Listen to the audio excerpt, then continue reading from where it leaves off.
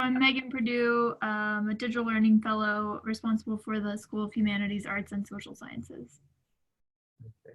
So Megan, we had this wonderful chat. It's been, I think, a couple of weeks now, where you talked about giving workshops to faculty as they prepared to go online. Now they have gone through a whole week of teaching online, and I'm curious to see what you're finding now that they are in the midst of this massive experiment. I would say I was pleasantly surprised by, first of all, like how receptive the faculty were to teaching online. I know they didn't really have a choice, but they were remarkably good at it, had good attitudes about it. So that was really nice. That made the whole process like a lot smoother. And also I think like their good attitude helped see them through the first week, because there were a lot of, I'd say that there was a number of like technical issues, and sort of just like small snafus of like confusion about how to get the Zoom link to the students and passwords and authentication, and problems with students like not being MIT students, but like Wellesley or Harvard students, like how are they going to get access? Issues around like who's the host, who's recording. There's just like a lot of like kind of like stuff I expected to see, honestly, like just the faculty running into technical problems of like actually, implementing their classes online.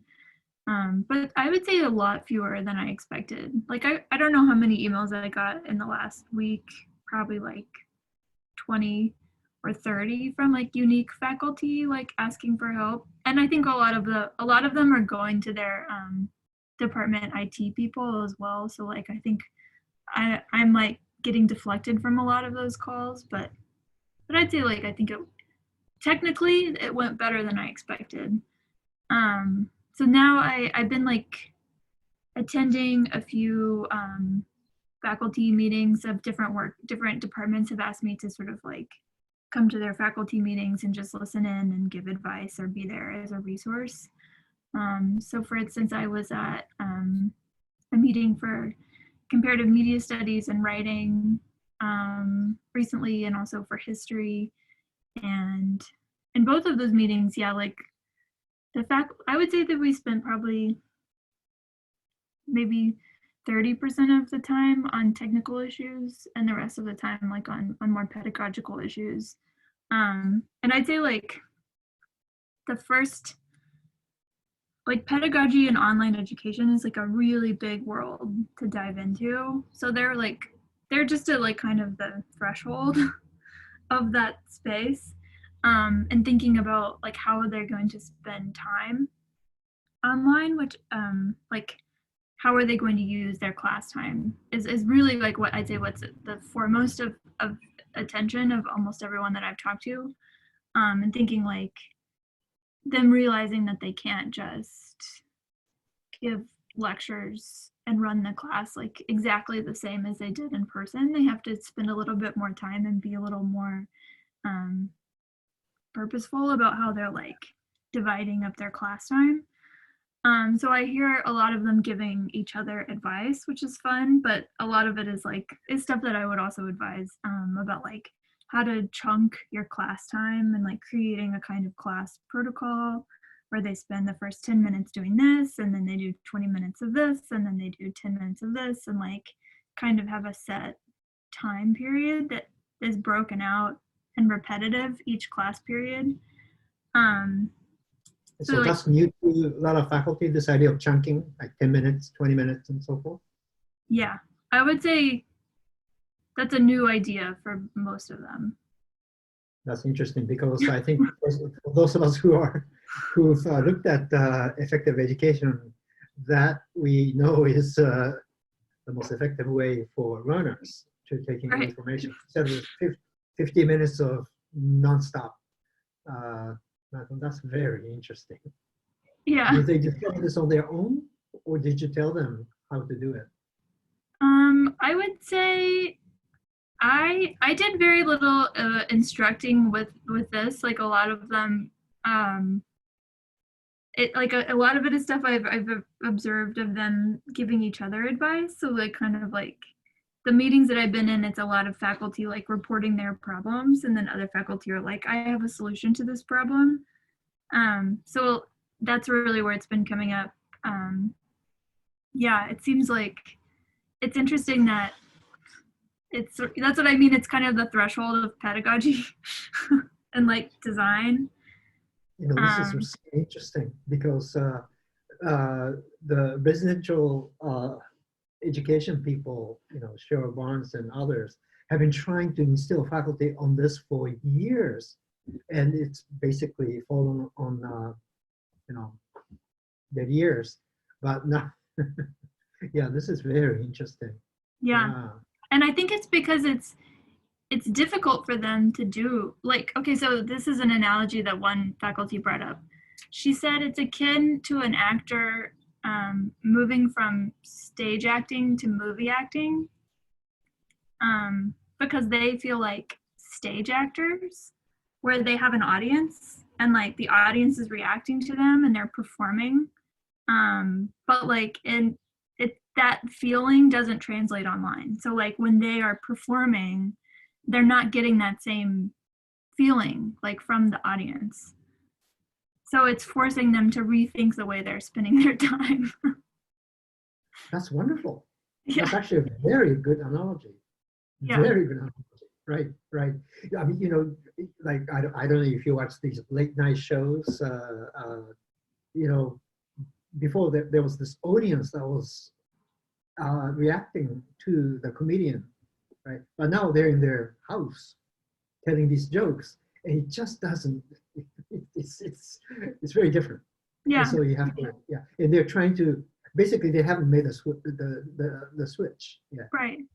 But also Yeah. it's like kind of like, well, you're not moving from being a stage actor to a movie actor, you're moving from being a stage actor to a teacher. From that's good from your perspective, right? Right. This is fascinating. Wow, wow, wow. Um, do a lot of faculty members attend these meetings, or is it sort of selected few? The ones that I went to, they were pretty well attended. I'd say the history ones, there have been about 20 to 30 people, and the comparative media studies, I think there was like 40 something. I think it Oh, was, that's pretty much the entire faculty. yeah. Wow, wow. That's Even faculty for the history meeting, I know those professors better because I work closely with that department. And professors that aren't teaching this semester have been attending these meetings and like learning from their colleagues. I think because they're worried that they're gonna have to go online in the fall, so they want to be a part of this experience so they're not like behind. well, you know, even if this thing settles down before the fall, our head pointed out that likely many students won't be able to come back. You know, they're all over the globe, and some countries where they are maybe experiencing, you know, this thing later than us. And so he said, you know, even if it settles down before the fall, we have to be prepared to do this in the fall anyway. That's a good point. I hadn't thought about that. Yeah. Um, so I've started to think about the fall a little bit, and also the inspired by a lot of these conversations with the faculty, and like I know how behind they are in terms of pedagogy and how ill prepared they were to teach online. Like I didn't even talk about like anything about pedagogy in my workshop basically, because I just thought it's too much for them, in the midst of the semester. But I would like to address that for the fall. But I'm sure figuring out the best avenue for doing that um, kind of training, because there's like a lot of like online education rubrics that I like to use in my teaching or putting classes together online and talking about like backwards design and chunking the class, thinking about like creating a model and following the model, like learning objectives, that kind of stuff. Anything else that come to mind as you're talking to SHAS faculty members? Things that you're finding them to be concerned, excited, anything? One concern that I've heard a number of times is that they're concerned that they're going to be asked to teach online in the future when it's not a crisis. Did you hear about this this messaging going on around the country to tell people don't do a good job teaching online? As the faculty were forced to stop meeting in person and move all of their stuff onto Zoom, they seemed to relax in general. And then towards the end, so at the beginning of the workshops, people were really nervous. I got a lot of people saying like, we definitely can't teach this online. Even like stuff you definitely could teach online, like writing, or like one was on like giving speeches, like presentations, like public speaking.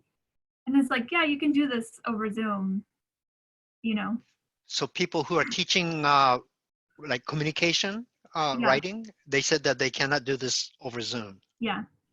They said that at the beginning. But then even just after a few days, after the university was really starting to shut down and then was totally shut down, then I stopped hearing people say that they couldn't teach over Zoom, and I started hearing people say that they could teach better over Zoom. And a lot of faculty were saying that they were really excited about the opportunity to teach online. I heard a lot more of that than I heard people saying they couldn't do it.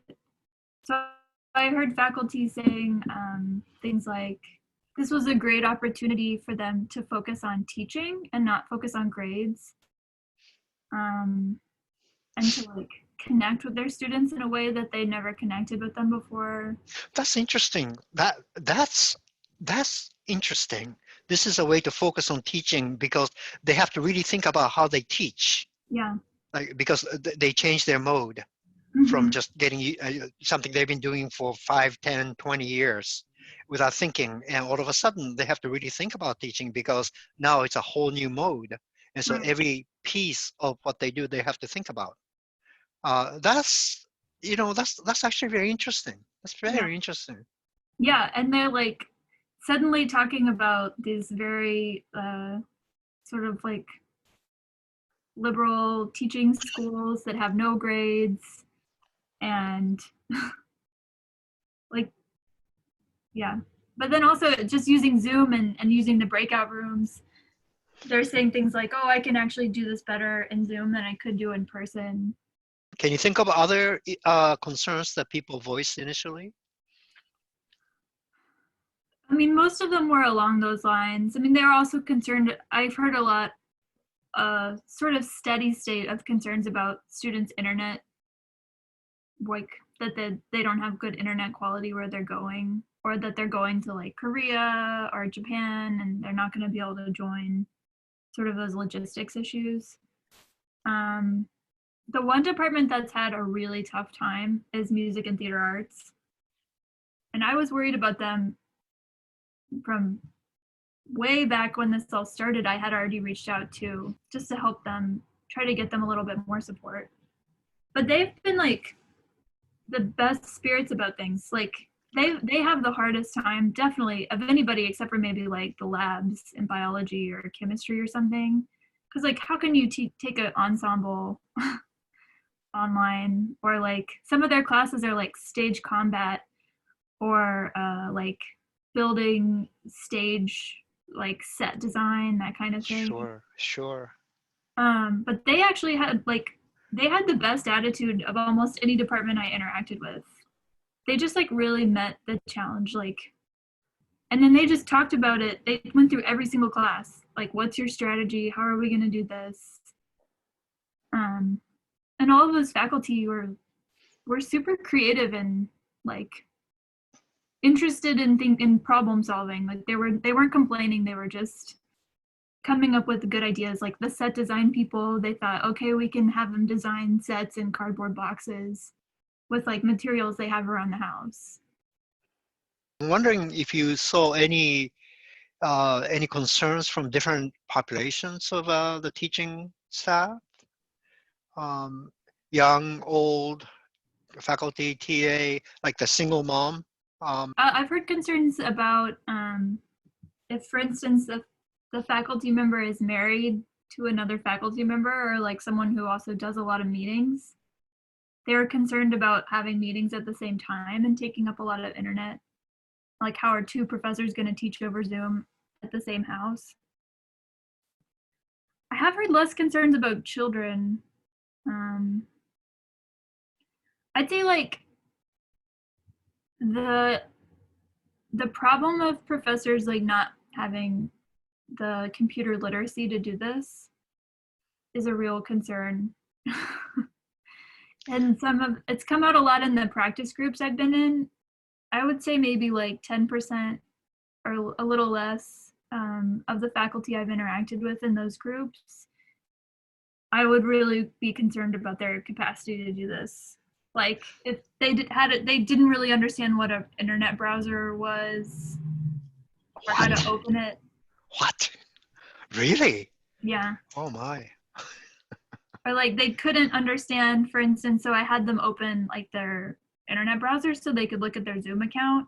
Yeah. And they couldn't understand how to like see the Zoom meeting if it was Yeah. behind the browser. Yeah. Like they didn't know how to minimize the screen. Yeah. Okay. Um, Once they learn, they'll learn. You just Yeah. have to sort of hold their hand through the first few steps. yeah. Yeah. It's just Yeah. a little alarming when they're like, they just barely understand anything about computers, and it's like, Yeah. whoa. Yeah. Well, you know, that was not part of the deal for them. Yeah. Yeah. And I would say that they do tend to be older, but it's like not as old as you would think. I would say that those could be anywhere between 50 to 70s. But often some of the older professors and they're like look like in their late 70s or even maybe 80s, like they are very adept at using the computer and they're teaching everybody else how to do it. Yeah.